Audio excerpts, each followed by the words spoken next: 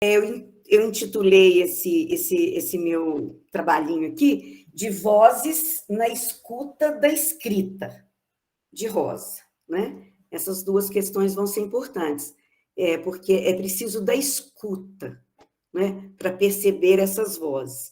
E a voz, estando na escrita, é um complicador, porque nós temos que ler com os ouvidos, né? Então, segundo a gramática tradicional, né, que é a parte da estilística que alguns colocam dentro da gramática e outros fora, nós temos três tipos de discurso. O discurso direto, que eu estou chamando de DD, o discurso indireto, que eu estou chamando, quer dizer, a gramática chama estilística de DI, e o discurso indireto livre, que se chama de DIL, de DIL, né? Então, o discurso direto é esse, eu estou usando um pedacinho da fábula de La Fontaine, o lobo e o cordeiro, porque o La Fontaine vai ser considerado um expert em discurso direto, indireto e indireto livre. Então, a gente tem lá na fábula de La Fontaine a seguinte fala, né? Aspas, travessão. Por que me turva a água assim, cordeiro ousado? E depois um verbo que a gente chama de quende, né? Um verbo de dizer, pergunta o lobo exasperado, porque essa versão é em verso, né? Então seria, pergunta o lobo exasperado, dois pontos, travessão, por que me turva a água assim, cordeiro ousado? Então, no plano formal, eu tenho um verbo de quende, né? Que é dizer, afirmar, perguntar, responder, ponderar, etc. E tenho marcas gráficas, que são as pontuações. Eu tenho 2 pontos, aqui não está 2 pontos porque o discurso direto está na frente da pergunta, travessão, aspas, mudança de linha, etc. O discurso direto no plano expressivo, ele tem muitas vantagens, né? A primeira deles é que ele atualiza a cena, né? Então, a cena é posta no presente sempre, né? Há uma imersão da personagem. A personagem aparece de viva voz, né? Ela emerge no texto da narrativa. Há um recurso de teatralização e o narrador, ele apenas aponta as falas, né? É muito tranquilo o discurso direto, de ser distinguido, sem problema algum.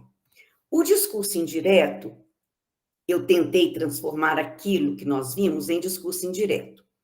E disse o seguinte, o lobo exasperado pergunta ao cordeiro ousado por que ele lhe turvava a água. A gente já percebe de cara que quando eu transformo um discurso direto, né, uma fala direta, numa fala indireta, eu já tenho que mudar, por exemplo, o tempo verbal. Então, já vem um passado ao invés de um presente. Esse discurso indireto, no plano formal, ele também tem um verbo de sende ou de quende. Tem gente que fala de quende, de sende, depende do latim. Declarativo, mais uma oração subordinada a substantivo ou uma oração reduzida com omissão da conjunção integrante, né? Então, o lobo exasperado pergunta ao cordeiro ousado, o que ele pergunta? Oração integrante, por que ele lhe turvava a água, né? No plano expressivo, há um relato informativo, intelectivo, sem a teatralidade do DD, do discurso direto. O narrador, ele subordina a si mesmo a personagem, retirando-lhe a forma própria da expressão. Ele pega as palavras da personagem, coloca na sua própria boca, ele, o narrador, e fala. Posso seguir? Então, aqui começa a maior complexidade, e é aqui que estaria, no meu entender, os segredos e a maestria rosiana, né? Que é no discurso indireto livre. Então, no discurso indireto livre, se eu quiser transformar aquela fala num discurso indireto livre, eu vou dizer, porque o cordeiro ousado lhe turvava a água, o lobo se exaspera. Ou o lobo se exaspera, 2 pontos. O cordeiro ousado lhe turvava a água. Né? Então, eu não estabeleço liame, não, marca gramatical de subordinação, e tento dar à expressão a maior emoção possível, a maior afeição possível. Né? Então, é uma conciliação do DD e do DI, né? Do discurso direto e do discurso indireto. É uma forma de expressão que não apresenta a personagem com a sua própria voz, como discurso direto, e nem informa objetivamente o que a personagem teria dito, discurso indireto. O discurso indireto livre, ele aproxima narrador e personagem, dando a impressão ao leitor de que falam em uníssono, né? Que eles falam juntos. No Rosa, isso é extremamente perceptível. A absoluta liberdade sintática, fator gramatical, e completa adesão à vida da personagem, fator estético. No plano formal, não há necessariamente um liame gramatical. E conserva interrogações, exclamações, palavras e frases da personagem. No plano expressivo, a narrativa é mais fluente, o ritmo e o tom mais artisticamente elaborados, próprio de textos literários de cunho memorialista e de monólogo interior. A passagem do relato do narrador para a fala da personagem é muito sutil, necessitando atenção à recuperação do contexto. Eu me baseei, para fazer essas lâminas, em Celso Cunha, Gramática do Português Contemporâneo. Agora, eu vou fazer agora alguns apontamentos sobre tipos de discurso segundo a interação verbal proposta por Mikhail Bakhtin. Né? Não vou ler essa coisa, não precisa ler, depois, se vocês quiserem esse material, eu mando para vocês, porque eu acho que essa lâmina, ela ficou mais complexa e ela vai ser repetida fora. Eu queria dela só dizer que eu vou fazer só apontamentos sobre interação verbal. A interação verbal é uma proposta do Bakhtin e do Voloshinov, que vai mostrar que há uma ação interativa, né, nos textos literários, em todos os textos, mas nós agora estamos falando dos literários. Há uma interação, uma ação interativa, em que há um cruzamento grande de vozes que ele, Bakhtin, vai chamar de polifonia e vai chamar de dialogismo. Né? Não há, assim, formalmente, uma passagem de uma fala de uma personagem para outra, necessariamente. As vozes se misturam, como no mundo misturado, do Riobaldo, e, portanto, a gente tem que ficar atento para escutar essas diversas vozes que lá estão. Para isso, né, a gente tem que atentar para inúmeras outras marcas dos discursos que estão dentro do discurso literário visto como polifônico ou dialógico. A entonação expressiva, a modalidade apreciativa, sem a qual não haveria enunciação. E o que é enunciação? Enunciação aqui é compreendida como uma réplica do diálogo social, unidade de base da língua. Trata-se de um discurso interior, diálogo consigo mesmo, ou de um discurso exterior. Por que eu estou chamando a atenção da enunciação aqui do Bakhtin? Porque a enunciação, às vezes, ela é considerada uma encenação de fala e não se frisa, muitas vezes, que ela tem um cunho sociológico. E o Bakhtin vai entrar exatamente para defender uma enunciação dialogal e que esse diálogo é sempre social, porque essa é uma unidade de base da língua. A gente tem que atentar para o conteúdo ideológico dos discursos e a gente tem que atentar para o relacionamento comum à situação social que está determinada ali, por se considerar que tudo isso afeta a significação, né? O relacionamento da situação social, o conteúdo ideológico, a apreciação da situação, a entonação que a gente escuta nos discursos. Então, Agora eu estou falando com um filósofo da linguagem e não mais com um gramático. Eu falei com um gramático quando me ative ao Celso Cunha. Agora eu estou falando com um filósofo da linguagem, um filólogo, um teórico da literatura, um homem, né, da estatura do Bakhtin.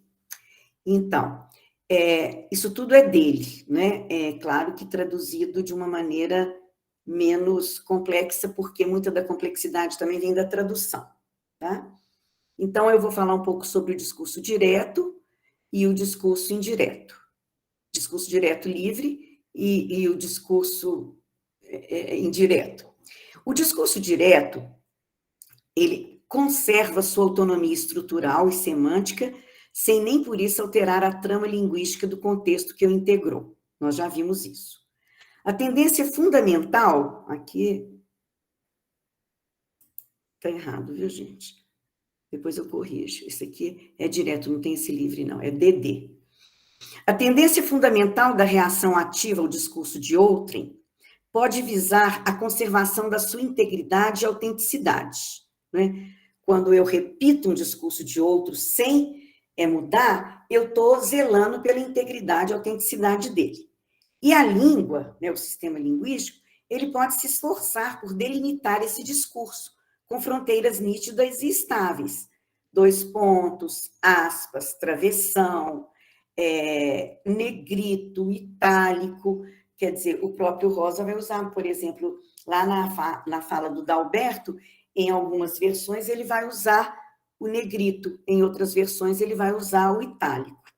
Os esquemas linguísticos e suas variantes têm a função de isolar mais claro e mais estritamente o discurso citado, de protegê-lo de infiltração pelas intuações próprias do autor e de simplificar e consolidar suas características linguísticas individuais. Nesse caso do discurso direto, por favor, me perdoem esse livro, e do discurso indireto, apenas o que do discurso é apreendido. Só o que. O que interessa é o que. Enquanto o como fica fora do campo de compreensão. Né? E o como a gente vai ver que na literatura talvez ele se superponha ao que. E sim, o discurso indireto livre, na dinâmica da inter-relação da enunciação e do discurso citado, né, no discurso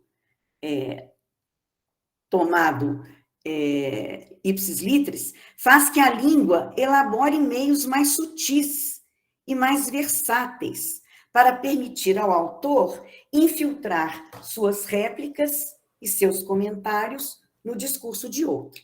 Então, o que o autor, de que ele pode se valer para ele fazer que a voz dele, através do narrador, se for uma narrativa, que é o nosso caso, aqui das novelas rosianas, a voz dele se miscua, se misture, ela se faça valer dentro da voz da personagem.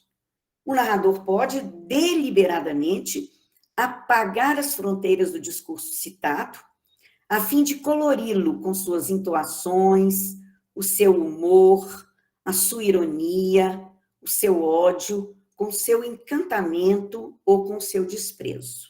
Ele pode dialogar com a personagem, né? E o leitor tem que estar atento a isso. A análise, que é o que a gente tenta fazer, né, é a alma do discurso indireto livre.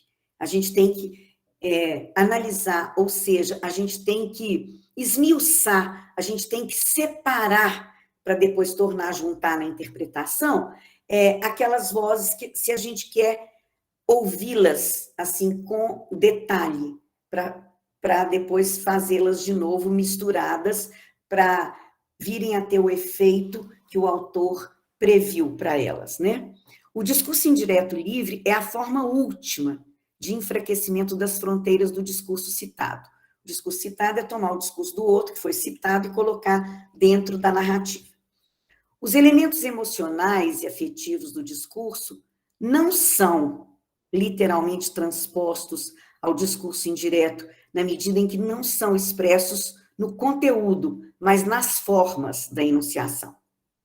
As expressões são muito coloridas, a coloração lexical de palavras, elas não só transmitem o exato significado do que foi dito, mas sugerem a maneira de falar, como aquilo está sendo dito.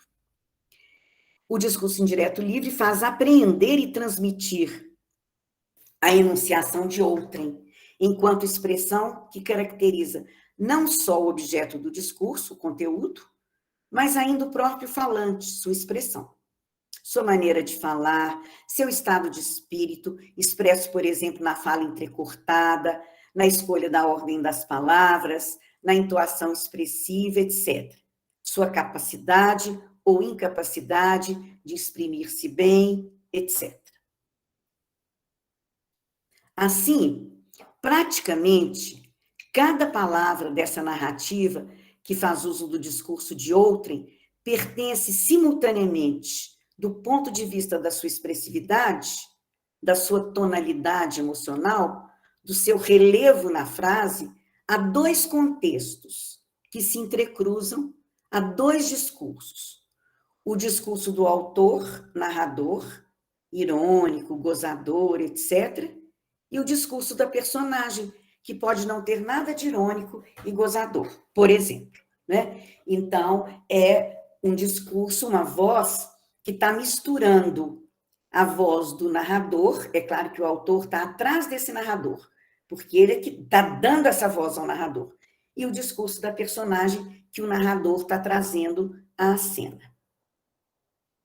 Um recurso muito importante no discurso indireto livre é o que a gente chama de pergunta retórica, ou exclamação retórica. A gente vai vê-la agora mesmo, lá no Soropita. Né?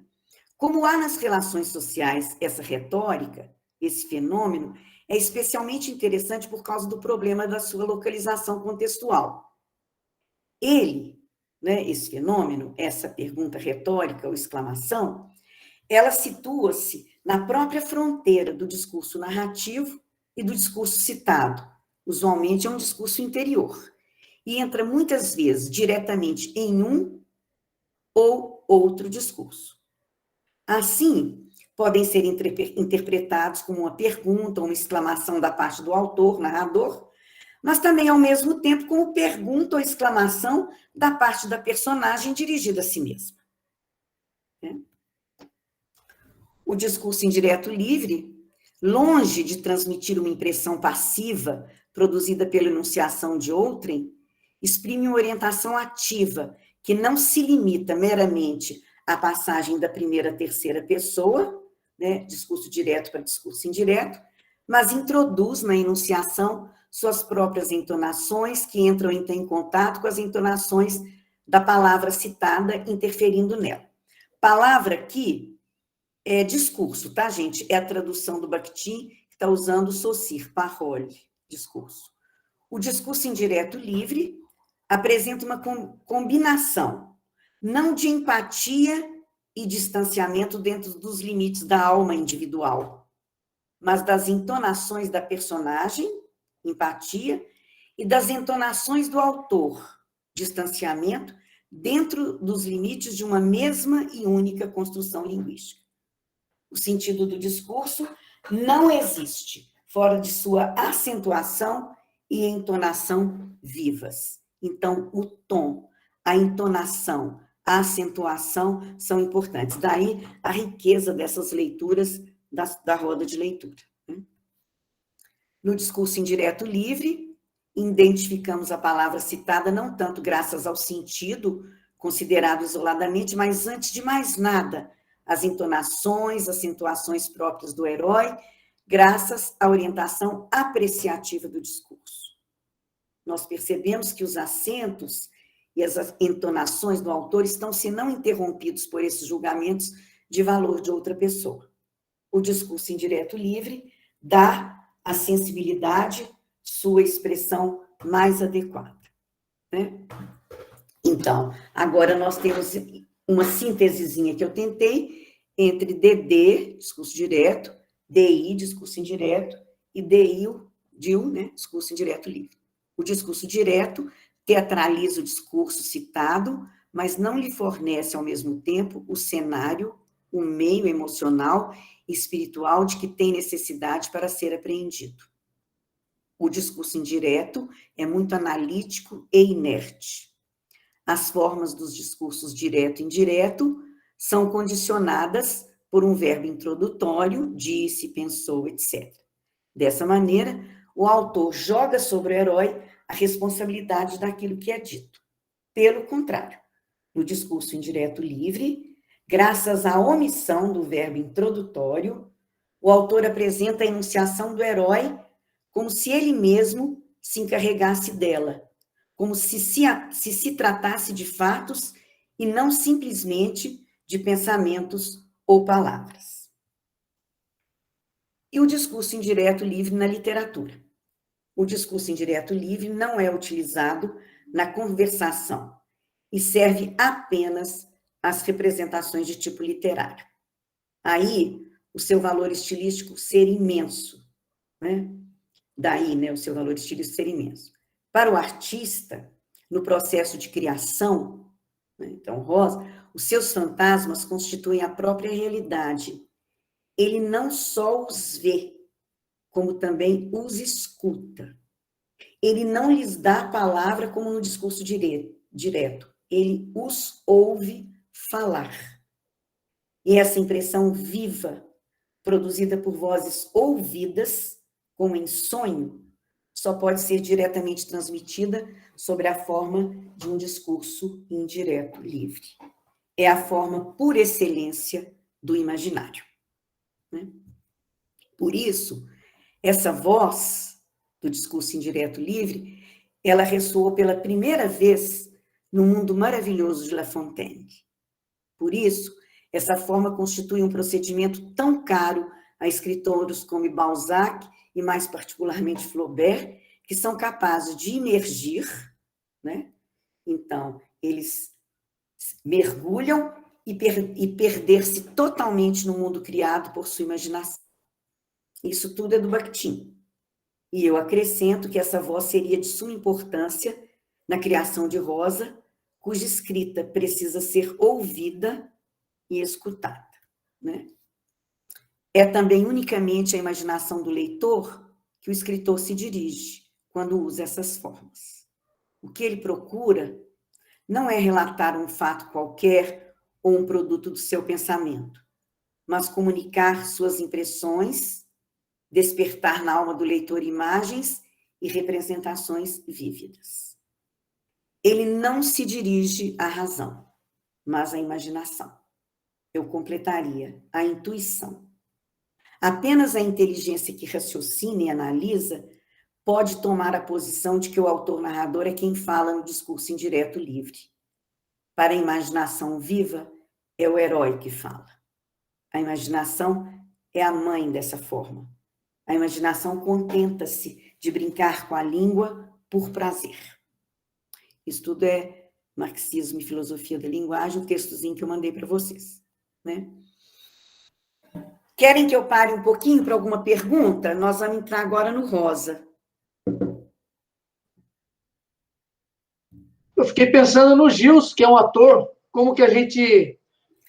fiquei imaginando a maneira como eu leio e a maneira como ele vai interpretar, né? E como a gente interpreta o que a gente está lendo, né? Como é importante essa apresentação sua, Márcia. Importantíssimo para mim, nossa. Muito, muito importante. A Márcia está abrindo minha cabeça para um monte de coisa que eu acho que eu fazia intuitivamente e não tinha a menor noção dessa sistematização. Eu prefiro ouvir em Rosa para depois tentar falar alguma coisa, que é tanta coisa aqui, mas de cara eu vejo a poesia como livre e direto mesmo, né? É poesia pura. Uhum. Alguém quer uma explicação? Está confuso? Ninguém? Marcela, Fredina, eu acho que não tem ainda a questão, porque talvez quando você começar a falar do Rosa, fique mais claro para todo mundo, né? Sim. Então, não é que está mal explicado, está muito bem explicado, né? E foi muito bom. Mas está abstrato, né? Mas está abstrato. Então, eu acho que a hora que chegar naquilo que a gente conhece um pouco, vai ficar melhor, né? Ô, Márcia, não sei se é porque eu estou lendo o Saramago, me veio muito assim, a maneira que ele escreve é muito isso, né? Tudo uma mistureba danada do autor, do personagem, do pensamento, da ironia. Gozação é um bolo só, né? E às vezes a gente tem que voltar atrás algumas vezes para ver o que é de quem que é aquela fala, se é do autor, do narrador. Isso mesmo. Né? Isso mesmo. Quanto mais contemporânea, mais a gente vê esse apagamento entre os limites das vozes. Por quê? Porque a sociedade, ela já nos mostra esse apagamento para o bem e para o mal, né? Esse apagamento das vozes por outras, né? Essa mistura que a gente custa a distinguir. Então, o que acontece? Os gêneros literários e as formas literárias, elas são uma mímese, elas são uma representação social, e elas refletem isso, né? É claro que na literatura isso é estetizado, né? Esteticamente se faz isso, o que dá não só um efeito extraordinário de atuação sobre a sensibilidade, como também, como diz o Cândido, um efeito extraordinário de transformação, né, da pessoa, do sujeito, que passa por esse processo e sem que ele tenha noção dessa travessia, né, ele sai outro, né, porque ele organiza aquele caos, aquela arena de vozes, e ele começa a viver, inclusive, né, alguma coisa da ordem da própria democracia, onde todas as vozes precisam ser ouvidas, né? Isso aí é alguma coisa bem do Bakhtin. Então, assim... Oi. Posso prosseguir? Sou eu, Eulina, né? É o seguinte, Márcia. Bom, primeiro, nossa, que maravilha, né? Toda essa sua explicação. Muito obrigada mesmo. Quando nós estudamos o Campo Geral, a história do Miguelin, sim, eu percebi muito nessa intromissão do discurso indireto livre, e aí quando a Rosa até pediu para eu escrever um texto lá sobre o que eu tinha observado, eu fiz um pequeno comentário sobre isso. Sim. E para mim, assim, agora eu queria que você pudesse explicar melhor o seguinte: para mim, o discurso indireto livre, ele torna mais presente o personagem, ou pelo menos, não sei se mais, mas muito presente o personagem, como o discurso direto. O discurso direto tem uma característica, tal, mas quando o Miguelin, por exemplo, fica elaborando o seu pensamento, dizendo como é que ele se sentia quando estava de castigo, por exemplo, sim, ele fica mais vivo para nós, para os leitores. Então, eu considerei, né, que o discurso indireto livre, inclusive quando eu trabalhava isso com os alunos, que ele torna muito vivo o personagem, justamente porque ele vai falar do lado do personagem que não é tão claro, né? Que é o lado obscuro da sim, humana. Perfeito, é isso mesmo. Então, é exatamente isso. Você é velha de guerra, sabe disso, né? Eu até me constrange ficar falando sobre discurso direto livre com você e outras pessoas que já sabem, né? Por isso que eu estou tentando trazer um pouquinho o Bakhtin, porque ele está na ordem do dia, estará cada vez mais na ordem do dia, e a gente tem, assim, uma intenção, né, assim, de mostrar que essas estruturas formais e que elas refletem na expressão, que essa expressão será sempre uma expressão social. Né? Para não ficar aquela coisa da estilística muito fechadinha na gramática e numa certa subjetividade, né? Então, há um debordamento dessas vozes que se tornam vozes sociais, o que eu acho muito legal e que fico me lembrando do Rosa, quando ele diz a minha arma é a palavra com quem defendo a condição humana, né? Então, se querem uma posição política dele, ele não a oferece, mas ele oferece, por exemplo, um trabalho de mistura de vozes e que, para o bom leitor, é exatamente um exercício, um laboratório, né, de inclusão, um laboratório de acolhimento, um laboratório de respeito ao outro. Então, eu acho bem legal esse tipo de coisa. Nossa, acho que você nos anima muito a fazer essa leitura, né, do Guimarães. Eu acho que é maravilhoso, né? Você consegue também sintetizar, essas coisas são complicadas, não é? E você consegue clarear, né? Mas... o texto do Bakhtin é complicado mesmo, não sei se vocês tiveram oportunidade de ler, e assim, a gente fica meio perdidaça nele, então por isso que eu coloquei pontuações, e também não quis também trazer uma coisa muito clássica, muito formal, para dar também essa abertura mais da contemporaneidade e dessas coisas que às vezes importam, e eu acho, cada vez estou mais fascinada com esse, né, esse autor russo que de fato foi aquele que elevou a narrativa romanesca, né, o romance, a sua categoria polifônica e, portanto, aquela sua categoria mais abrangente de ser uma arena de muitas vozes. Então, eu acho que isso é legal. Mas agora eu vou mostrar, inclusive vai ter, sabe, Eulina, aqui, 2 lâminas do Miguelin. Eu peguei, assim, sem fazer uma, vamos dizer assim, uma pontuação, vou pegar trechos mais exemplares. Não, porque primeiro é difícil você fazer isso no rosa, pegar trechos mais exemplares, porque tudo é muito exemplar. Né? E segundo, porque eu quis também que as lâminas apresentassem uma unidade de sentido, e, portanto, tentei pegar as coisas quando não foram lidas, por exemplo, ainda primeiras histórias, eu tentei pegar as coisas mais no começo, e Tutameia, para a gente localizar assim, o texto, a gente contextualizar, porque o contexto será extremamente importante, como a gente viu, para a gente distinguir as vozes, né? Então, tem um pedacinho aqui do Miguelin. Ok? Posso prosseguir? Pode sim, Márcia. Bom, depois eu quero fazer pergunta também. Tá. O discurso indireto e a estética rosiana, né? Então, isso tudo que está no Bakhtin, lá no texto do Bakhtin, olha como é que está, assim, absolutamente acolhido pelo Rosa.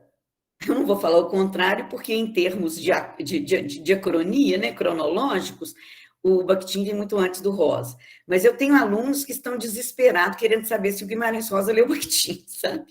Então, olha, o discurso indireto livre não oferece, de modo algum, um dilema do tipo ou, né? Tudo é e não é, diz o Robaldo. A estética shakespeariana, ser ou não ser, está em debate. É ser e não ser. Ao contrário, o que faz dele uma forma específica é o fato de o herói e o autor-narrador exprimirem-se conjuntamente, nos limites de uma mesma e única construção, ouvirem-se ressoar as entonações de 2 vozes diferentes. 2 ou 3, etc.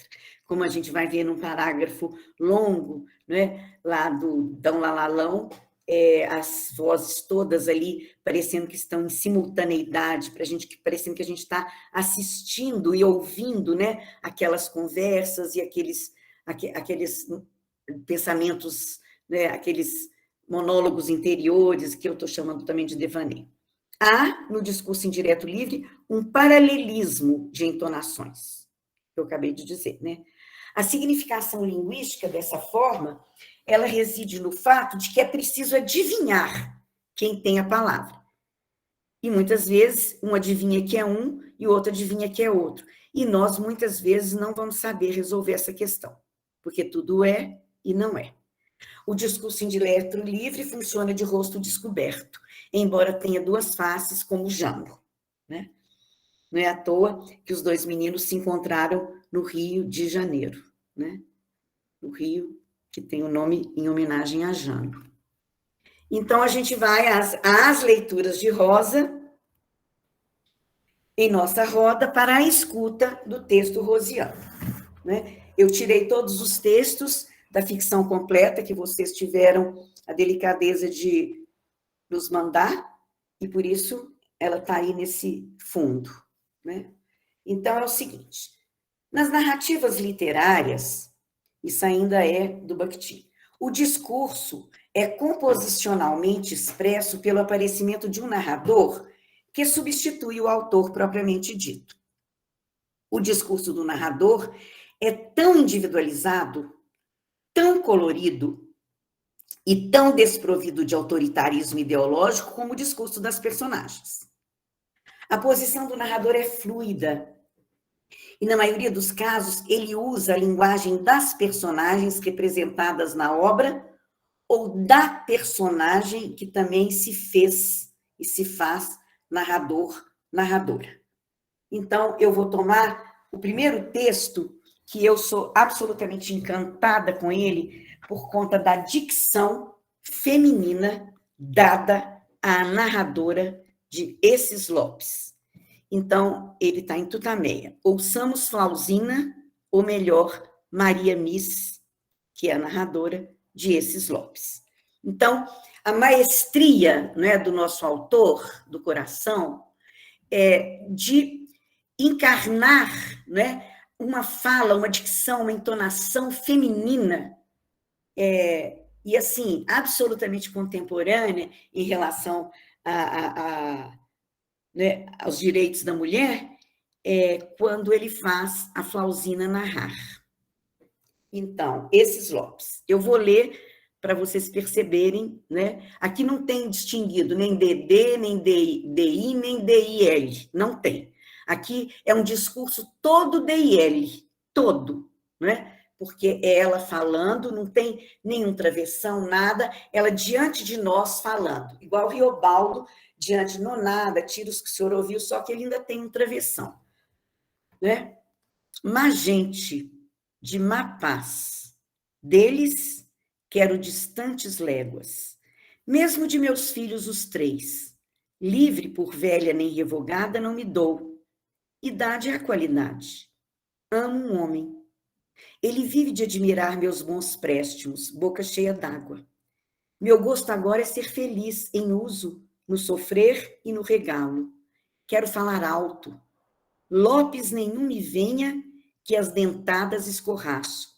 Para trás, o que passei foi arremedando e esquecendo. Ainda achei o fundo do meu coração. A maior prenda que há é ser virgem. Mas primeiro, os outros obram a história da gente. Eu era menina, me via vestida de flores. Só que o que mais cedo reponta é a pobreza. Me valia ter pai e mãe sendo órfã de dinheiro? Isso é uma pergunta retórica. Mocinha fiquei, sem da inocência me destruir, tirava junto cantigas de roda e modinhas de sentimento. Eu queria me chamar Maria Miss, reprovo o meu nome de Flauzina. Deus me deu essa pintinha preta na alvura do queixo. Linda eu era, até a remirar minha cara na ganela dos porcos na lavagem. E veio aquele Lopes. Chapéu grandão, aba desabada, nenhum presta. Mas esse Zé, o pior, rompente sedutor, me olhava. Aí eu espiada e enxergada no ter de me estremecer. Né? Então, você tem o autor pegando uma entonação feminina, que é sobre a família desses Lopes. Eu não vou dar spoiler, porque nós vamos ler Tutameia, não vamos um dia?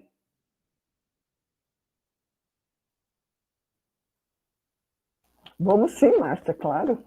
Então, isso aqui é a dicção feminina, quer dizer, ele tem a dicção feminina, ele tem a dicção infantil, ele tem a dicção jagunça, ele tem a dicção filósofa, no Espelho, por exemplo, ele tem várias dicções, né? A dicção infantil, nas vozes misturadas do narrador e da personagem de As Margens da Alegria, de Primeiras Histórias. Então, aqui, eu mostrei para vocês essas palavras, quer dizer, que na minha leitura, e na de vocês pode haver outras, ou não concordarem com essas, como que essas palavras, né, que na verdade são discursos, de uma criança se miscuem, se misturam, né, na história do narrador, e a gente, às vezes, fica sem saber quem está falando, é o narrador ou o menino que foi viajar de avião para conhecer Brasília, né? Assim, simplificando ao máximo, né? Então, esta é a história. Ia um menino com os tios passar dias no lugar onde se construía a grande cidade. Era uma viagem inventada no Feliz. Para ele, produzia-se em caso de sonho.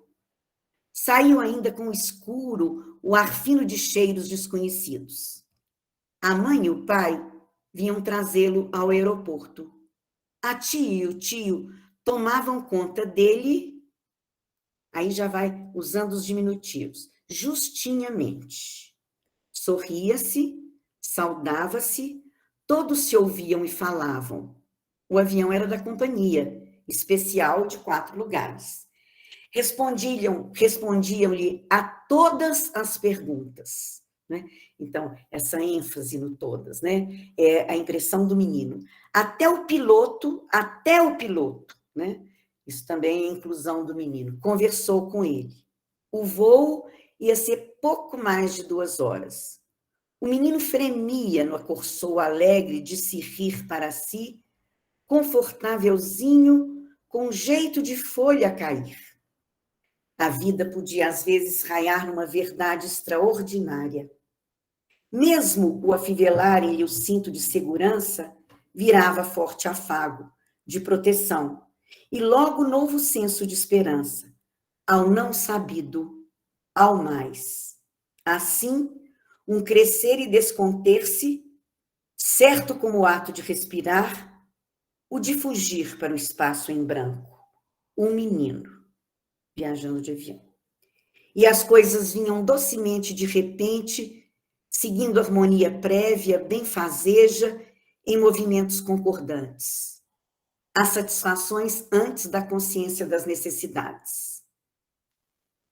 Depois eu quero falar sobre isso aqui um pouquinho, tá? Mas agora não vou conseguir. Davam-lhe balas, chicles à escolha. Solícito de bem-humorado, o tio ensinava-lhe como era reclinável o assento, bastando a gente premer manivela. Aí tem um discurso introjetado aí. Seu lugar era o da janelinha para o móvel mundo. Entregavam-lhe revistas de folhear, quantas quisesse. Até um mapa nele mostravam os pontos em que hora e hora se estava, por cima de onde. O menino deixava-as fartamente sobre os joelhos e espiava as nuvens de amontoada amabilidade, o azul de soar, aquela claridade à larga, o chão plano com visão cartográfica, repartido de roças e campos, o verde que se ia a amarelos e vermelhos e a pardo e a verde, e além baixa a montanha. Agora, o pensamento do menino, lá em cima. Se homens, meninos, cavalos e bois, assim insetos, ele está pensando, né? Se os homens lá em cima ficavam pequenininhos lá embaixo, os cavalos e bois ficariam insetos, voava supremamente. O menino agora vivia, sua alegria despedindo todos os raios. Sentava-se inteiro dentro do macio rumor do avião, o bom brinquedo trabalhoso. Ainda nem notara que, de fato, teria vontade de comer quando a tia já lhe oferecia sanduíches e prometia-lhe o tio as muitas coisas que ia. Agora, olha a enumeração: brincar, e ver, e fazer, e passear. É da oralidade que está sendo trazido para a escrita. Tanto que chegasse. O menino tinha tudo de uma vez e nada anteamente. A luz e a longa, longa, longa nuvem chegavam. Aí eu pus esse aqui até o fim, para vocês verem como que, para nós vermos como que é interessante. Chegavam, acaba a primeira parte, vem a segunda. Enquanto mal vacilava a manhã. A grande cidade apenas começava a fazer-se num semi-ermo no chapadão. A mágica monotonia, os diluídos ares. O campo de pouso ficava a curta distância da casa, de madeira, sobre estacões, quase penetrando na mata. O menino via, vislumbrava, respirava muito. Ele queria poder ver ainda mais vívido as novas tantas coisas, o que para os seus olhos se pronunciava. A morada era pequena, passava-se logo a cozinha, e aqui não era bem um quintal, antes breve clareira, das árvores que não podem entrar dentro de casa. Pensamento do menino. Né? Árvores que não podem entrar dentro de casa. Altas, cipós e orquidiazinhas, amarelas delas se suspendiam. Dali podiam sair índios, a onça, leão, lobos, caçadores. Só sons. E outros passarinhos bebiam cachaça? Então tem essa perguntinha. Por quê? Porque o menino viu, né, um potezinho lá, uma vasilhinha com cachaça, que era para embebedar o peru, para ser morto no aniversário do engenheiro. Né? Então, aqui está antecipado o fim do conto, com o pensamento do menino que estranha ter visto uma vasilhinha com cachaça no quintal. Senhor, o menino, quando avistou o peru, no centro do terreiro, entre a casa e as árvores da mata, o peru imperial dava-lhe as costas para receber sua admiração. Estalara a cauda e se entufou, fazendo roda. O rapar das asas no chão, brusco, rijo, se proclamara. Grugulejou, sacudindo o abotoado grosso de bagas cubras, e a cabeça possuía laivos de um azul claro raro de céu e sanhaços. E ele, completo, torneado, redondoso, todo em esferas e planos, Brasília, com reflexos de verdes metais em azul e preto, o Peru para sempre. Aqui Manuel Bandeira. Belo, belo, lá no Bandeira. Tenho tudo que não quero, lá no início do conto. As satisfações antes das necessidades. Tinha qualquer coisa de calor, poder e flor, um transbordamento. Sua ríspida grandeza tonitruante, sua colorida empáfia, satisfazia os olhos, era de se tanger trombeta. Colérico, encaixeado, andando, gruziou outro glúglo. O menino riu com todo o coração, mas só bisviu, já o chamavam para o passeio. Então, a mistura, né, da dicção da criança no meio da dicção do narrador. Aqui, Eulina, a dicção infantil na voz do narrador, trabalho do autor, no discurso indireto livre em campo geral, que a gente já leu, né? Então, peguei uns pedacinhos assim. Quando completara 7, havia saído dali pela primeira vez. O tio Terês levou a cavalo à frente da cela para ser crismado no sucuriju, por onde o bispo passava. Da viagem que durou dias, ele guardara aturdidas lembranças embaraçadas em sua cabecinha. Então, o sentimento dele através dos adjetivos, né? Tudo embaraçado. De uma, nunca pôde se esquecer. Alguém que já estivera no Mutu tinha dito. Aí, dentro do indireto livre, ele repete um direto. É um lugar bonito, entre morro e morro, com muita pedreira e muito mato, distante de qualquer parte, e lá chove sempre. Mas sua mãe, aí o pensamento do menino, que era linda, e com cabelos pretos e compridos, né? E esses pronomes possessivos, eles também dão o duplo, a ambiguidade. Se doía de tristeza de ter de viver ali. Queixava-se principalmente nos demorados meses chuvosos, quando carregava o tempo. A queixa dela está aqui. Tudo tão sozinho, tão escuro, o ar ali era mais escuro. Ou mesmo na estiagem, qualquer dia de tardinha, na hora do sol entrar. Oeá, o triste recanto, ela exclamava. Então, o queixava-se está em direto livre e a exclamação está em direto. Mesmo assim, enquanto esteve fora só com o tio Terês, Miguelim padeceu tanta saudade de todos e de tudo que às vezes nem conseguia chorar e ficava sufocado. E descobriu por si que umedecendo as ventas com um tico de cuspe. Então, esse é o colorido do expressão, um tico de cuspe. É uma expressão infantil, né? Aquela aflição um pouco aliviava. Daí pedia ao tio Terês que molhasse para ele o lenço. E tio Terês, quando davam com riacho, né? A gente da oralidade, quando davam com riacho, o minadouro ou um poço de grota, sem se apiar do cavalo, abaixava o copo de chifre na ponta de uma correntinha e subia um punhado d'água. Mas quase sempre eram secos os caminhos nas chapadas. Então, tio Terês tinha uma cabacinha que vinha cheia, essa dava para 4 sedes. Uma cabacinha entrelaçada com cipós, que era tão formosa. Discurso direto. É para beber, Miguelim. Tio Terês dizia caçoando. Mas Miguelim ria também e preferia não beber a sua parte, deixava para empapar o lenço e refrescar o nariz na hora do arroxo. Gostava do tio Terês, irmão de seu pai. Quando voltou para casa, seu maior pensamento era que tudo tinha a boa notícia para dar à mãe, o que o homem tinha falado, que o Mutum era lugar bonito. A mãe, quando ouvisse essa certeza, havia de se alegrar, ficar consolada.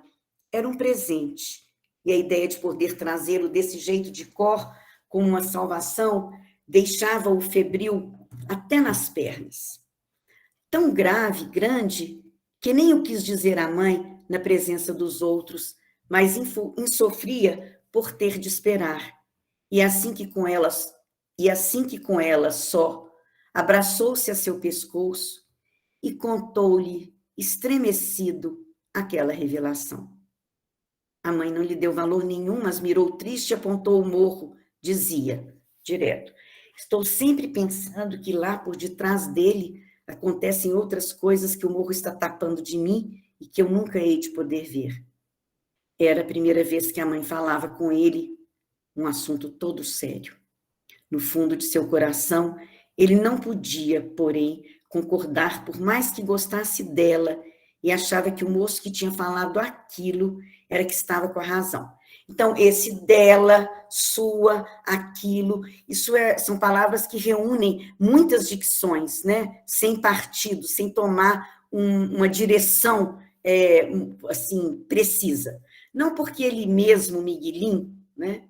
Ele mesmo, Miguelim, visse beleza no Mutum. Nem ele sabia distinguir que lugar bonito e um lugar feio, mas só pela maneira como o moço tinha falado, de longe, de leve, sem interesse nenhum, e pelo modo contrário de sua mãe, agravada de calundum e espalhando suspiros, lastimosa. No começo de tudo tinha um erro. Miguelim conhecia, pouco entendendo. Entretanto, a mata ali perto, quase preta, verde escuro, punha-lhe medo. Com a aflição em que estivera, de poder depressa ficar só com a mãe para lhe dar a notícia, Miguelim devia de ter procedido mal e desgostado o pai, coisa que não queria de forma nenhuma. Né? Então, o pensamento dele não queria de forma nenhuma. E que mesmo agora largava num atordoado arrependimento de perdão. De nada que o pai se crescia, raivava. Diz discurso direto. Para o pai, só um discurso direto, né? Claro. O pai é uma personagem pronta, né? Este menino é um mal agradecido. Passeou todos os dias, esteve fora de cá, foi no Sucuriju, e quando retorna, parece que nem tem estima por mim, não quer saber da gente. A mãe puniu por ele. Deixa de cisma, Bero. O menino está nervoso. Mas o pai ainda ralhou mais, e como no outro dia era de domingo, aqui, ó, dia de domingo, É uma expressão da oralidade, né? Levou o bando dos irmãozinhos para a pescaria no córrego e Miguelinho teve de ficar em casa de castigo. Mas tio Terês, de bom coração, ensinou a armar deve ser arapuca, urupuca para pegar passarinhos. Pegavam muitos sanhaços, aqueles pássaros macios, azulados, que depois soltavam outra vez, porque sanhaço não é pássaro de gaiola. O que é que você está pensando, Miguelinho? Tio Terês perguntava direto. Pensando em pai, respondeu. Tio Terês não perguntou mais e Miguelinho se entristeceu porque tinha mentido. Ele não estava pensando em nada.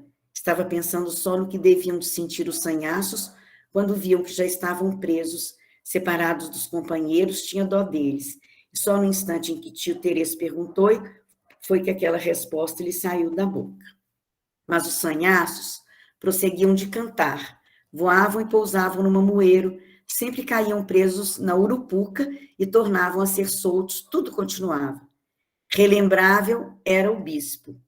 Rei, para ser bom, tão rico nas cores daqueles trajes, até as meias dele eram vermelhas, com fivelas nos sapatos e o anel milagroso, que a gente não tinha tempo de ver, mas que de joelhos se beijava. Tio Terês, o senhor acha que o Mutum é lugar bonito ou feioso? Direto. Muito bonito, Miguelinho. Uai, eu gosto de morar aqui. Agora, dicção interior nos diálogos dos devaneios, um caso antológico de discurso indireto livre em Dom Lalalão. Foi a partir daqui que surgiu essa ideia, né? Então, Doralda voltava com o café. Aí tem uma pergunta retórica, que a gente não sabe de quem é, aquelas perguntas de expressão ou de retórica. Se ninguém tinha fome de comer, está na hora, é de cada um da gente ir se deitar, minha filha. Surupita falando para Doralda. Agora entra o Dalberto, o que está em... Você então acha, Surupita? Pois eu já escrevi ontem umas palavras a ela, mandei carta. Doralda ouviu ou não ouviu, não entrava na conversa. Tornava a sair e dizia ir ver se tudo estava em ordem no quarto da sala para o Dalberto. E como devia de ser aquela Nalma tão formosa como os anjos no céu, a lembrança dela guardando a mente do Dalberto pelo meio de suas boiadas por longe estrada dos Gerais? Pergunta retórica que está subordinada à Doralda pensando. Agora, uma associação, que é do Surupita, né? Como um Aderbal no gamelado, que era homem duro e ferrabras, casado com uma mocinha bonita, dessas moreninhas claras, lisinhas, esse reunia amigos para a bebedeira e depois, por farrio agradável, autorizava a mulher a se dar para os amigos dele. Um dia, até o pai dela teve oitiva disso e veio expresso, repreendeu o Aderbal, que aguentou calado porque o sogro era um homem rico com moral na política. Então, esse pensamento associativo interrompeu as palavras do Dalberto. Então, ele volta a falar. Você acha que ela recebe a carta, né?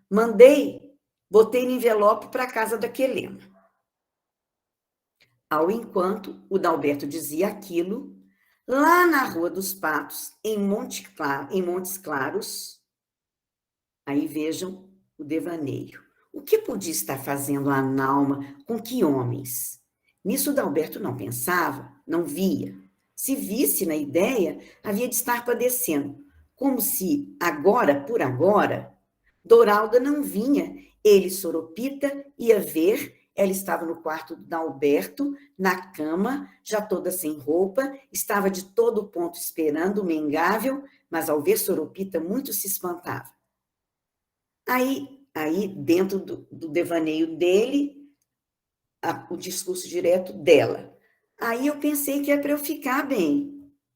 A vez tu não queria para obsequiar teu amigo? Ah, pois não era?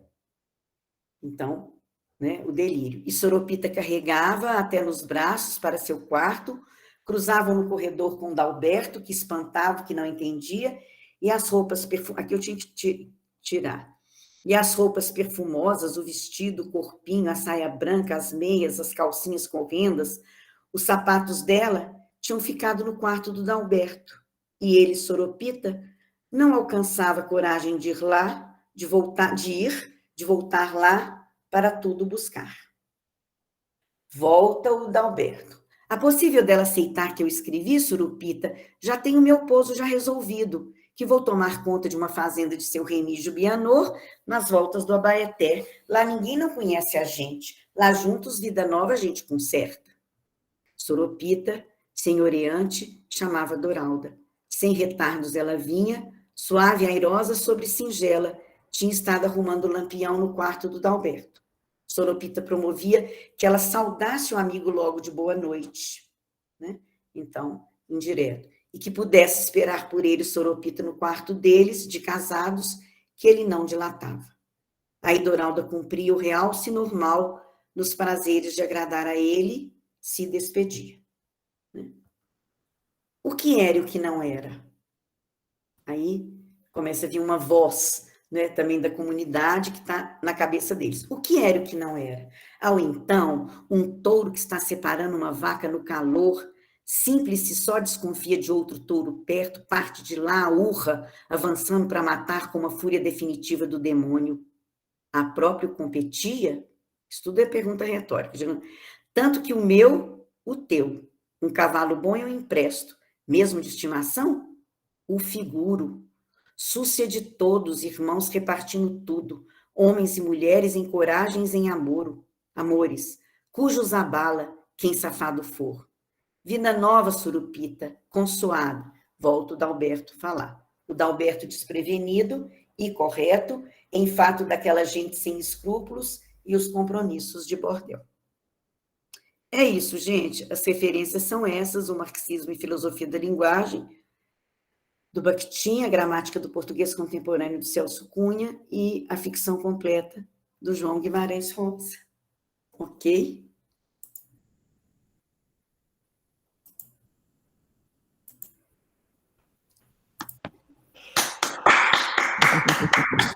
Parabéns, lindo.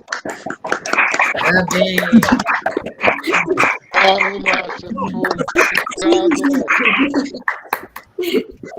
Então, é isso. É muito chamar atenção para essa mistura das vozes mesmo, que a gente fica muito aturdida, né?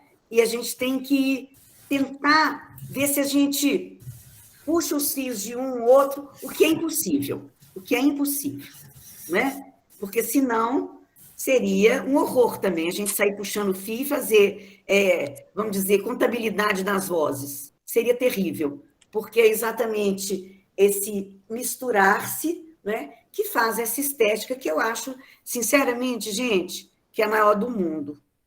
Porque quando o Bakhtin faz o Dostoiévski, olha, é claro que cronologicamente está em outra escola, em outro estilo, em outra época, mas nem se aproxima. Eu acho interessante também porque o próprio Rosa faz, né, referências à obra de Dostoiévski, então eu penso que também ele, que sabia bastante, se inteirava muito das estéticas da teoria da literatura, dos trabalhos literários, acho que também lia bastante e procurava um pouco perceber isso, para magistralmente criar a dele, que eu acho inigualável.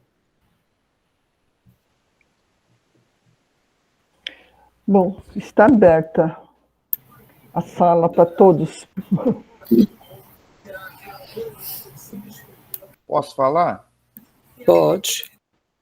Márcia, primeiro, muito obrigado, meu amor. Isso eu, particularmente, acho que vou ter que rever também para até capturar mais coisas que eu acho que eu peguei uma superficialidade. Mas eu vejo tudo que você falou, primeiro no Riobaldo.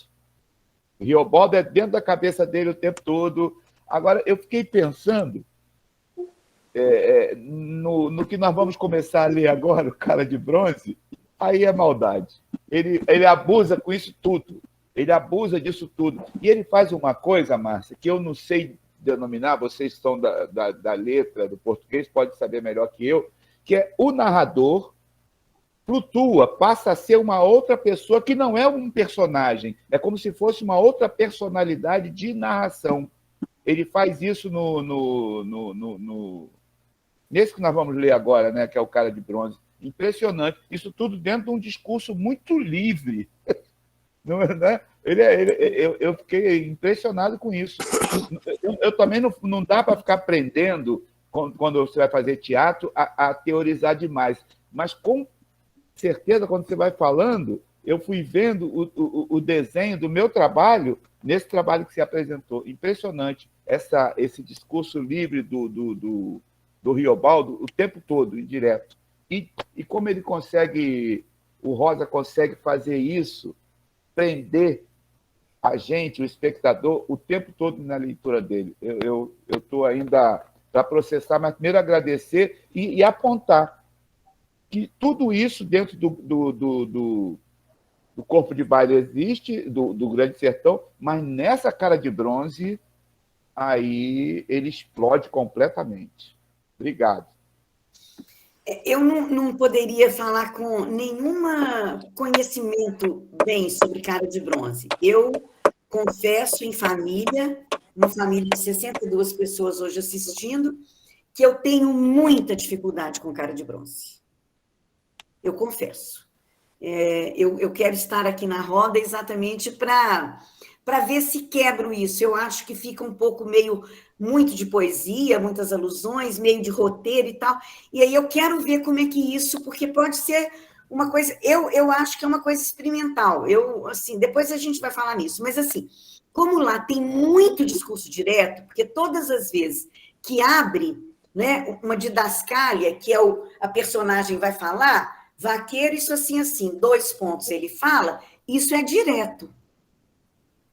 Mas ele faz o direto e 2 linhas depois ele usa um discurso de narração que não é o mesmo narrador. Eu quero ver bastante, eu quero estar estudando, lendo e estudando com vocês isso juntos, no mesmo momento. Eu estou muito curiosa e muito motivada. É pena que eu sempre perco 1 hora, mas eu vou ler comigo essa hora, eu sempre leio antes. Para eu poder ver isso, porque eu quero muito, porque assim, eu noto também que vai chegando em Tutameia, vai chegando em Primeiras Histórias e Tutameia, mistura mais ainda. Mistura mais ainda. Doralda é o cúmulo da mistura nas novelas, eu acho. Sabe? Eu não sei se tem um grau, não sei o que é. E também porque tem o Primeiras Histórias e o Tutameia são muito condensados. Quando você condensa muito, né, tem muitas coisas que ficam enigmatizadas ali na condensação, na passagem de uma voz para outra. Mas eu queria muito, assim, eu quero muito, né, que não seja uma coisa formalizada e classificatória e nomenclatural, D, I, D, I, L. Na verdade, a grande questão é ouvir o texto, afinar para ver. Aqui tem uma palavra que dá um colorido da personagem, aqui tem alguma coisa que foi buscada na oralidade em que essa personagem, dessa faixa etária ou desse gênero, poderia estar falando. Eu acho que essa é a grande questão. Sabe? Essa audição. Quem que é o então? Eu penso assim, não sei se... Por isso é que eu acho que os miguelins, as contações... os miguelins que eu conheço muito, as contações, umas contações até que eu vejo aqui no WhatsApp, mas nem me manifesto, porque não tem tempo, gente, da filha da Linda, maravilhosa. A gente vê assim que as contações, elas conseguem preservar a dicção.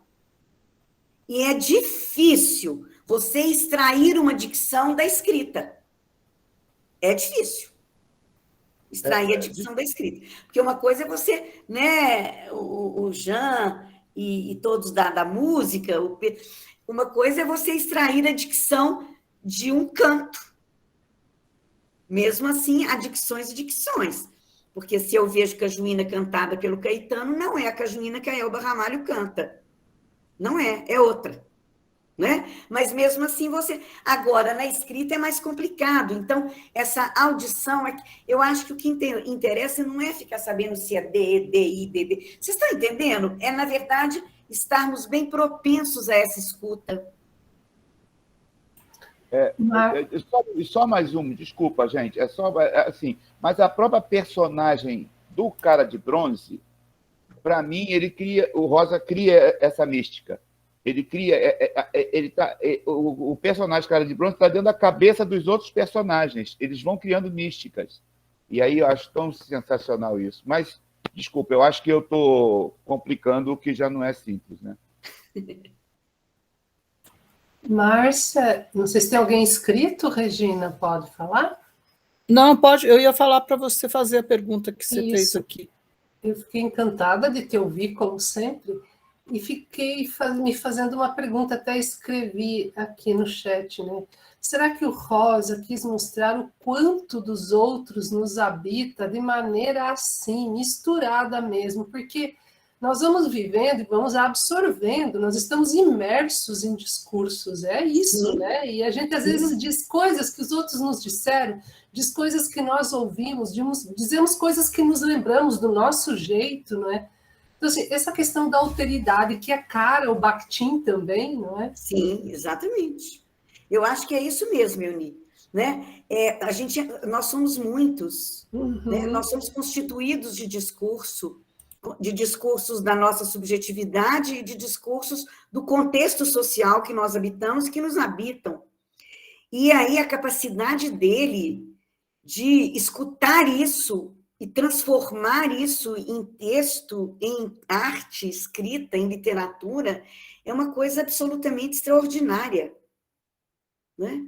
Aquela Flauzina falando como uma mulherzinha que foi abusada de homens da mesma família, que são esses Lopes, e ela sai por cima, é uma coisa impressionante. Né? Agora, é claro que o excerto não dá para ver direito. Quando eu leio essa dicção feminina na Flauzina, eu fico assim, impressionada. Não é tão comum nele a dicção feminina, né? Assim, toda de uma vez, né? A gente vê, né? A gente vê a vozinha de Diadorim. Teobaldo, assim, emancipado, como na Flauzina. Ele errou graçamente, porque ele não escutou a vozinha de Diadorim. Diadorim tem dicções absolutamente femininas. Emancipada como a Flauzina, politicamente, né, assim, feminina, num extremo, assim, dela, com astúcia, articular uma vida, ainda sair feliz de toda a violência. Assim, e rica. E rica, não é? E rica. Casada com um moço jovem e violeiro. Ela fala que não tem calendário, né? Idade é uma questão de qualidade.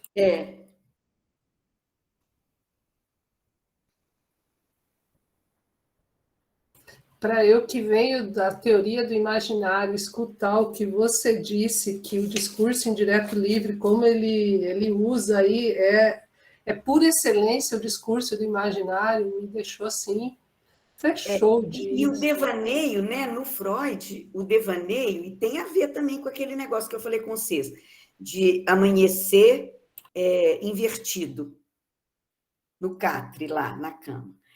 O devaneio, ele é o discurso interior, ele é os fantasmas que habitam o devaneio, né?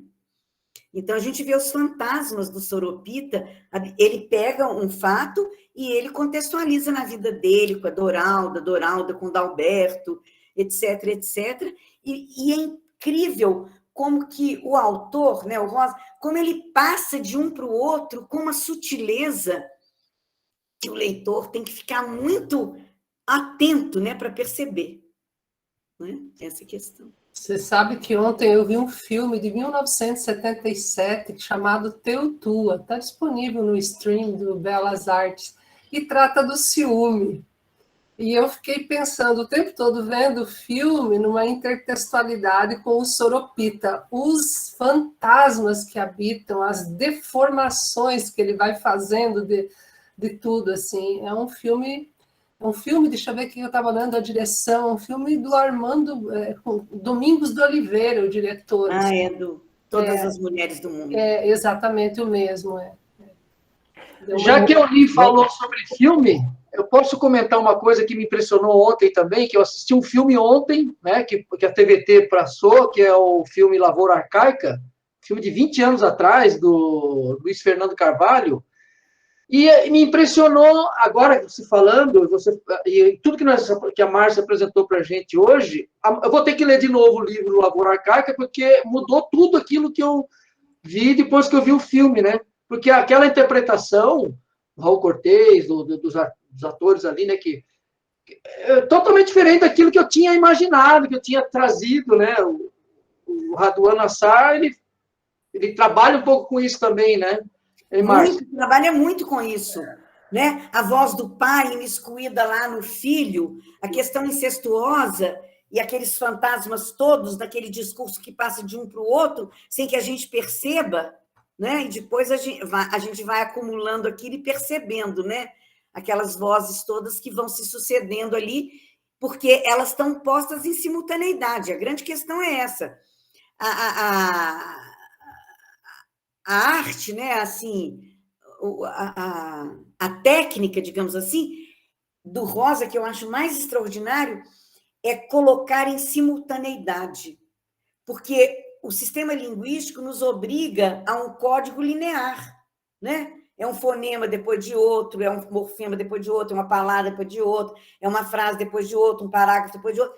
E, no entanto, como é que ele consegue? Você consegue perceber toda essa cena do Soropita, né? Escutando o Dalberto, lembrando do bordel lá na Rua dos Patos, lembrando do homem que dividia a mulher com os outros, atualizando aquela cena para o ciúme que ele tem da Doralda, que está arrumando o quarto para o Dalberto pernoitar, e tudo junto, gente. Ô, Márcia, eu queria falar um pouco de Diadorim. Sim. No Diadorim. Diadorim é personagem que pouco fala. Quem fala de Diadorim, às vezes é o narrador. Às vezes é o autor. De todo mundo, né? Às vezes, quem é que está falando, por exemplo, quando criança, jovem, né, que o pai fez, o pai tornou ele menino, né? Isso é relatado por voz de quem? Por exemplo, né? Os ciúmes, né, da pedra, o ciúme da como é que chama a moça lá da Santa Catarina? Enfim, quem é que fala? E outra coisa ainda, eu acho que não sei se o autor ou o narrador fala com o leitor também, em Grande Sertão. Então, o leitor é personagem, o leitor, leitora, sou personagem, eu sou narradora, o que eu sou nessa história toda de discurso direto e indireto, ou não tem nada a ver? Não, no Grande Sertão o esquema é bastante peculiar. Lá, por exemplo, eu dei uma passada, eu não teria tantas... eu até perguntei, por que eu não teria tantos exemplos assim mais concretos? Eu desconfio que é o esquema, porque o esquema já é dado. Porque ali eu tenho um monólogo interior. O diálogo é virtual. Porque nunca a única pessoa que fala é Riobaldo. Ninguém mais fala. Mas, né? mas tem alguém que fala que não é de Riobaldo, eu acho. Não sei se o escritor que está falando com o narrador, ou bota a voz no narrador. Não, claro que está lá o Rosa, né? Por exemplo, o Rosa, ele fala uma coisa, ele pisca para nós. Ele está falando pelo Riobaldo. Ele se coloca mesmo quando a Rosa Warda chama-se Rosa Warda. E ele vai tentar noivar com ela. Chega lá, ela está noiva do Salino Cury. E ele, então, né, põe os rabos e diz assim, mas eu não podia mesmo noivar com a Rosuarda. Ele diz, pelos motivos pessoais. Ela tem o sobrenome do pai. Né? Então, ele se coloca ali dentro, assim, como quem pisca para o leitor. E outras vezes também ele se coloca, né? Como quando ele vai mexer lá com o VUPSES, etc. Então, ele se coloca. Mas, na verdade, assim, o esquema está dado, porque ele entra com o travessão do nonada, não é nada, e só ele é que fala. Não tem nenhum travessão que responda ao nonada, nada. Deve ter tido um travessão antes, porque o romance começa em médias res, né? Porque o interlocutor deve ter chegado lá e perguntado para ele, né? O que é isso? O que está acontecendo? Ele respondeu, não nada. Né? E depois não tem mais travessão, porque os travessões que tem é ele, Riobaldo, colocando, por exemplo, o discurso jurídico, ele coloca encenando o julgamento do Zé Bebelo. Mas, quer dizer, ele é que coloca, não tem... E o interlocutor vem só na voz dele. Então, o diálogo é virtual, ele não é real. É um monólogo interior, tanto que há pessoas que dizem, ó, ali pode ser visto como uma grande sessão de terapia, quando ele fala, eu gosto de falar com gente como o senhor, que não me conhece, que logo vem e logo vai embora. É como se eu falasse comigo mesmo. Ele está falando com o senhor, que podemos ser nós, pode ser um pesquisador, um antropólogo, um pesquisador qualquer, ou então um geógrafo, um ecologista, o outro de nós mesmos, quer dizer, o outro de si mesmo, o escritor, porque esse senhor está anotando em cadernetas, ele está anotando em cadernetas, não é? Ele chega de jipe e de avião, ele traz uma máquina Kodak lá, então, assim, ele tem traços, né, do escritor, e tem traços também do escritor do romance como gênero, porque para sair da epopeia, que era oralizada, para o romance que era escrito, né, eu tenho uma mudança de narrador. Ele muda de narrador. Ele começa como aquele narrador que conta, épico, né, e, de repente, ele passa o bastão para o interlocutor que escreve. Esse interlocutor que escreve é o narrador do romance, é o autor do romance. O romance é um gênero escrito. E daí a dificuldade em extrair as vozes que seriam épicas de uma forma escrita. Porque há essa mudança de gênero, né? do oral para o escrito. Então, essas coisas todas estão lá. Mas a gente só vê mesmo a voz dele, sabe? Agora, é claro que ele deixa pistas para si mesmo, para o interlocutor, que ele fala assim, aquela hora que aparece o mulato de 18 anos, que vocês dois, também quero, né? Aí, Diadorim imita a voz de mulher, né? Então, ele fala, então é isso? E também quando o Garanço faz alguma sugestão, ou então aqueles dois, o Fulourenço, ele fala, aqui tem um que não empulha e nem culha. Então, quando dá um ato falho, assim, ele vem e diz, ele determina, aqui temos um jagunço. Né? Então, existem... Porque isso faz parte da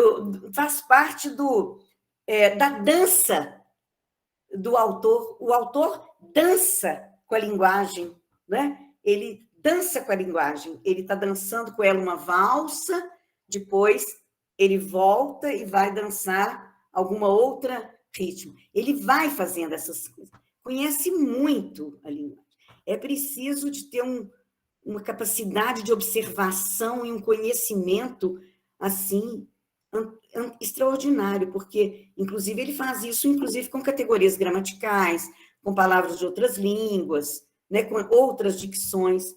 Então, eu acho que é isso, Rosa. Mas, Cecília quer falar.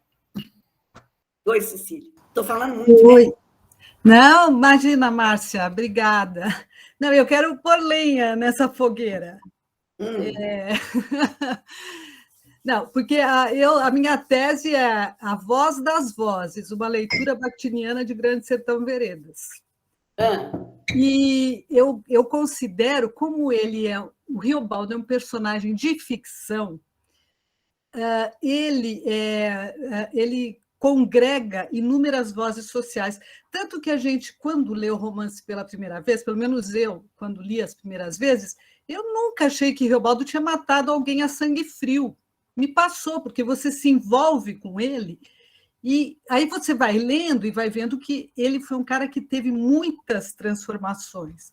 Então, eu acho que o Rosa, nesse personagem, ele vai refletir inúmeras vozes sociais, né? Tanto que a trajetória do Riobaldo, ele começa como um menino sem pai, né? E aí ele vai passando a jagunço, cachorrando pelo sertão, e depois ele vai, então, virar chefe de jagunço, depois ele vai virar fazendeiro. Então, eu acho que nessa trajetória, o Rosa consegue trazer muitas vozes sociais. E assim, ele exemplifica coisas do dialogismo, né, do Bakhtin. Por exemplo, quando ele encontra o Wurst, né, o Wurst fala assim, e o senhor, como está, passar bem? E ele fala, gostei daquele cumprimento, passar bem. Ele acha que é uma elevação aquela, né? O discurso do Wurst cruza, né? E ele fala, nossa, aquilo era um discurso bonito, né, do estrangeiro. E tem aquela cena do Antenor que eu acho assim super dialógica, né, que o Antenor vai colocar uma gotinha de veneno que escorreu pelas costas de Riobaldo, né? Quando ele fala, mas você acha, o Joca Ramiro está lá, muito bem, e o Riobaldo começa a achar que Diadorim vai estar junto, quando ele fica aqueles 11 dias afastado, né? Então, eu acho assim que a voz de Riobaldo reflete muitas vozes, e essa eu acho que é a grande construção do Rosa, apesar de ser... Por isso que eu pus o nome, né, A Voz das Vozes, porque ele é uma voz que vai, com o passar da narrativa e do tempo todo, ele vai refletindo muitas vozes. Não, eu não tenho nenhuma dúvida contra o dialogismo, mas a gente está falando, eu estou falando assim, do uso do discurso indireto livre, quer dizer, a construção que usa o discurso indireto livre, o imiscuir de uma voz na outra. A gente vê com clareza, né? A gente vê o Wurst lá, com, inclusive, expressões aportuguesadas do alemão, ele traz o alemão e ele sugere um quadro, o famoso quadro que representa Freud, ele pitava, era charutos, eita titiquinha de mundo. Então, ele traz, mas não uma construção assim, né? Igual lá, era uma gota que por minhas costas caía, ideia desideia, gotinha que por minhas costas escorreu. Então, ele está também retextualizando um ditado popular. A traição vem pelas costas. Então, vem a traição pelas costas. Então, ele retextualiza um monte de coisa, né? Como é que é? Zé Bedelo não roeu não roeu a corda, nem... Então, ele pega uma série de, inclusive, gêneros narrativos, ruínas da narrativa, ele está tanto fazendo uma meta-narrativa, tanto falando da construção de um romance, que ele pega lá a gênese da narrativa, as ruínas da narrativa, que são os ditados, e reescreve, ele reedita dentro do livro, né? Então, dialogicamente, aliás, não existe, né? Um romance sem dialogismo é o dialogismo. Mas, na verdade, assim, eu não procurei... Também, assim, eu fico falando muito de Grande Sertão e queria embarcar em outras... Mas eu tentei olhar lá na Otacília, no Liro-Liro, etc., numas mais líricos. Se eu conseguia exemplos mais fortes de Dil, tem, mas não tão audíveis. O dialogismo é Lá nós temos aquelas vozes todas, inclusive aquela voz maravilhosa, né, da Revolução Francesa, de gente que tem muito dinheiro, o senhor afaste, porque há de vir um tempo em que as mulheres serão estupradas e as pessoas... Então, quer dizer, você tem aquelas vozes históricas, né? Saímos do canudo das desgraças, tem lá o Canudos, né? Você tem lá várias marcas históricas, aquela perspectiva histórica da mudança, então você tem muito dialogismo, muitas vozes, mas eu deixei o Grande Sertão porque não era tão... Também não tive muito tempo, né, gente? Porque tem que ler com... Não, é só porque eu tinha estudado isso, né? Em alguns momentos aparece um discurso direto na voz de Riobaldo. Então, por exemplo, quando ele está na Fazenda dos Tucanos, tem uma longa cena do discurso direto entre ele e Zé Bebelo. Aparentemente não houve uma alteração, né? Não ele vai pondo travessão e fala, travessão e fala, travessão e fala. E é interessante, porque ali ele faz também outra metalinguagem, né? Porque assim, eu sou chefe, só que um é chefe, então somos a mesma coisa, só que um chefe é com maiúscula, outro chefe é com minúscula, então não somos a mesma coisa. Sim. Então, o embate entre oralidade e escrita. Então, é uma coisa, assim, extraordinária mesmo, né? Então... É que eu acho que o Bakhtin realmente cabe demais. Não, é uma coisa incrível. Eu fiquei, assim, eu li, né, para fazer a mediação com a Sheila Grilo, eu li o Dostoiévski, e já tinha ouvido, né? Porque lá no Gunther ele fala no Dostoiévski, então, assim, e aí o pessoal que está nos meus grupos e tudo fica assim, mas será que ele leu? Será que tem alguma coisa? Eu falei, nunca ouvi falar nada, né? Esse pessoal do IEB, dos arquivos, nunca ouvi falar nenhuma dessas... A Sheila conhece bem, né? Mas eu acho que o Bakhtin chega na Europa nos anos 70, né? Pela tradução da Cristeza, né?